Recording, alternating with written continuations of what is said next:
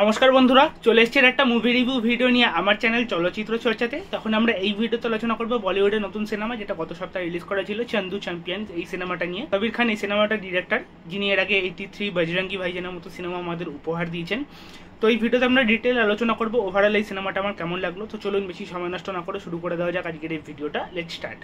তো এটা একটা বায়োগ্রাফিক্যাল ড্রামা এবং স্পোর্টস ড্রামাও বলতে পারেন আপনারা। মুরলীকান্ত পেটকার, যিনি 1972 সালে প্যারা অলিম্পিক্সে ইন্ডিয়ার হয়ে সুইমিং বিভাগে স্বর্ণপদক এনেছিলেন, তার জীবনের উপর ভিত্তি করে সিনেমাটা বানানো। সিনেমাটার গল্পের ব্যাপারে নতুন করে বলার কিছু নেই, যেহেতু এটা একটা বায়োগ্রাফিক্যাল ড্রামা। ডাইরেক্ট চলে আসি সিনেমাটা আমার কেমন লাগলো। এক লাইনে যদি আমাকে জিজ্ঞেস করেন সিনেমাটা আমার কেমন লাগলো, আমি বলবো as a director Kabir Khan তার ফিল্মোগ্রাফির মধ্যে সবচেয়ে দুর্বলতম সিনেমা লেগেছে আমার এটা। এবং আমি সত্যি বলছি, বাদবাকিদের কি রিয়াকশন আমি জানি না, কিন্তু আমার কাছে সিনেমাটা রিয়েলি ডিসঅ্যাপয়েন্টিং একটা সিনেমা লেগেছে। স্পোর্টস বায়োগ্রাফিক্যাল ড্রামা তো এর আগে প্রচুর দেখেছি আমরা, তো সেদিক দেখতে গেলে এই সিনেমাটা কিন্তু আপনাকে নতুনত্ব কিছু অফার করে না। সেই যে একটা চেনা টেমপ্লেট, সেটাকেই এখানে পুরো দস্তুর সিনেমার ফার্স্ট থেকে লাস্ট অব্দি ফলো করা হয়, যার ফলে সিনেমাটা স্ক্রিন প্লেটা খুবই আমার জন্য ফ্ল্যাট গেছে। কবির খানের সিনেমা, সেখানে ইমোশন থাকবে, সেখানে ভালো পারফরমেন্স থাকবে, সেগুলো নিয়ে আমি পরবর্তীকালে আলোচনা করছি, কিন্তু ওভারঅল রিয়াকশনটা আমার জন্য কিন্তু খুবই ফ্ল্যাট এবং সিনেমাটা আমার খুবই ডিসঅ্যাপয়েন্টিং একটা সিনেমা লেগেছে। তার মানে কি সিনেমাটা সত্যি কিছু ভালো নেই? অবশ্যই ভালো আছে।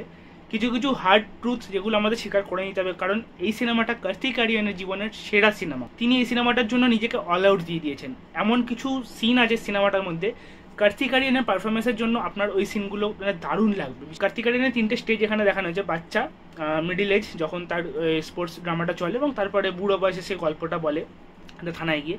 তো 3টে জায়গায় কার্তিক আরিয়ানের পারফরমেন্স কিন্তু 3 রকমভাবে প্লে করেছেন তিনি, এবং প্রত্যেকটা জায়গায় দারুণ।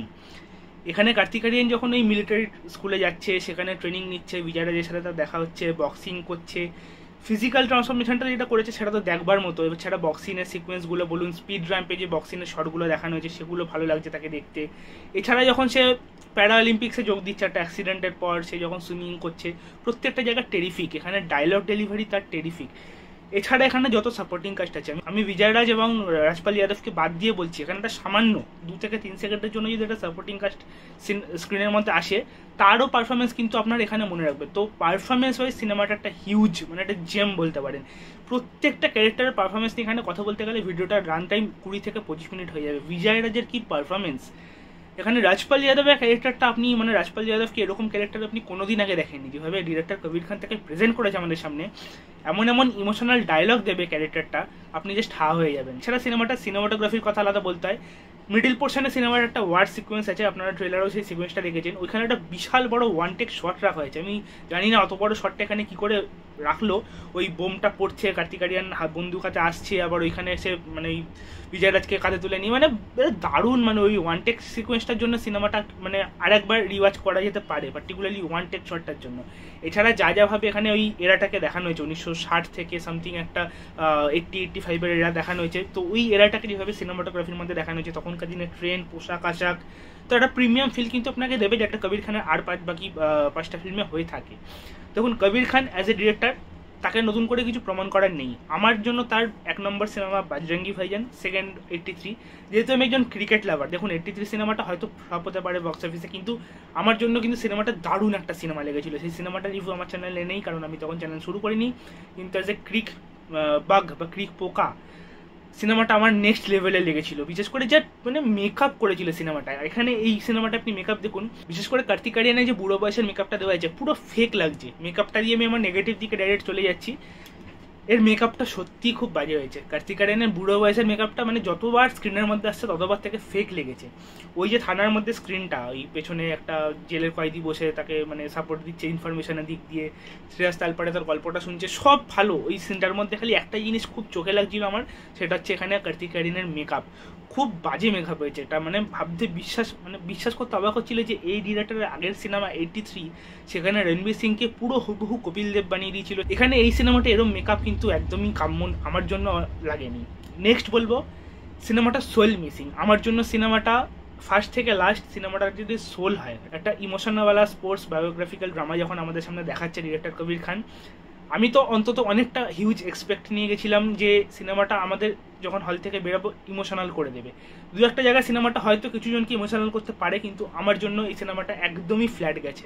গোটা সিনেমাটা আপনি যখন দেখবেন, দুটো সিনেমার কথা আপনাদের বারবার মাথায় আসবে। একটা হচ্ছে আমাদের ইন্ডিয়ান ফরেস্ট গাম্প, লাল সিং চাড্ডা, এবং আর একটা হচ্ছে ভাগ মিল্খা ভাগ। মানে এই দুটো সিনেমার কম্বিনেশন নিয়ে যেন পুরো সিনেমাটা বানানো হয়েছে, স্ক্রিন প্লেটা লেখা হয়েছে, যার ফলে সিনেমাটা স্ক্রিন প্লে আমার জন্য পুরো ফ্ল্যাট গেছে। কোনো হাই লো আমি অনুভব করতে পারিনি সিনেমাটার মধ্যে।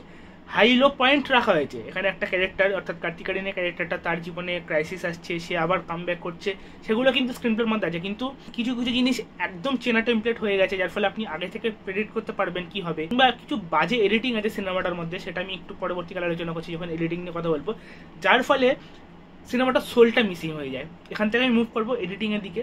দেখুন সিনেমাটা ফার্স্ট হাফটা খুব কম্প্যাক্ট রাখা হয়েছে, ফার্স্ট হাফ নিয়ে আমার কোনো নেগেটিভ কিছু লাগেনি, কিন্তু সেকেন্ড হাফটা সিনেমার এতটা বড় লাগছে। সিনেমাটা খুব একটা বড় কিন্তু না, 2.5 ঘন্টারও নিচে সিনেমাটা রান টাইম, কিন্তু সেকেন্ড হাফের সিনেমাটা এতটা এডিটিং মানে বাজে, খুবই আননেসেসারি সিন দিয়ে ভর্তি। মানে সিনেমাটা সেকেন্ড হাফ মিনিমাম 50 মিনিটের হতে পারতো, কিন্তু সেটাকে বাড়িয়ে বাড়িয়ে এমন স্ট্রেচি করে দিয়েছে, যার ফলে যখন আমরা লাস্ট পোর্শনে আসছি, কার্তিক আরিয়ান ট্রেন থেকে নামছে, গোটা গ্রামবাসী তাকে সে হাতে লিখছে, যে সিনটা দিয়ে শুরু হয়েছিল, দারুণ ব্যাকগ্রাউন্ড স্কোর চলছে, দারুণ মানে ওই জায়গাটা সিচুয়েশন বিল্ড করা আছে, কিন্তু ওই সিনটা পার্টিকুলারলি আমি যে ইমোশনাল বাইটটা ডিরেক্টর দিতে চেয়েছেন আমাদের, সেটা আমি অনুভব করতে পারিনি।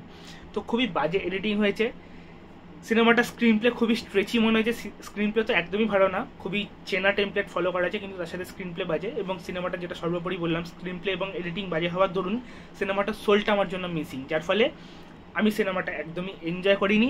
সিনেমাটার মধ্যে সব কিছু আপনি পাবেন, ভালো পারফরমেন্স, প্রিমিয়াম লুক, দারুণ কিছু ডায়লগ ডেলিভারি, কিন্তু তার সত্ত্বেও সিনেমাটা আপনার ভালো নাও লাগতে পারে বা ভালো লাগতেও পারে, সেটা আপনার ওপর আমি ছেড়ে দিলাম। আমার কিন্তু সিনেমাটা খুব একটা মানে কবির খানের যা পরিমাপ হয়ে থাকে একটা সিনেমার, সেটা কিন্তু ম্যাচ করতে পারেনি, অনেকটা বিলো দ্য বেল্টেই আছে সিনেমাটা। এবং সিনেমাটার মধ্যে বলতে গিয়ে যে গানটা ইউজ করা হয়েছে মিডিল পোর্শনে কার্তিক আরিয়ানের, ওই গানটাও কিন্তু আমার খুব একটা ভালো লাগেনি। রাদার এই যে ব্যাকগ্রাউন্ড মিউজিকটা কিংবা চন্দু চ্যাম্পিয়ন যে জায়গাটা আসে পোর্শনটা, ওই জায়গাটা একটু ইমপ্রেসিভ লেগেছে আমার। কিন্তু ওভারঅল সিনেমাটার গান, আমি ব্যাকগ্রাউন্ড মিউজিকের কথা বলছি না, ব্যাকগ্রাউন্ড মিউজিক গোটা সিনেমাটার খুব ভালো। একটা সিনেমার কিছু সিন এলিভেট করে দিল ব্যাকগ্রাউন্ড মিউজিক, তার মানে কিন্তু সিনেমাটা ভালো হয়ে যায় না।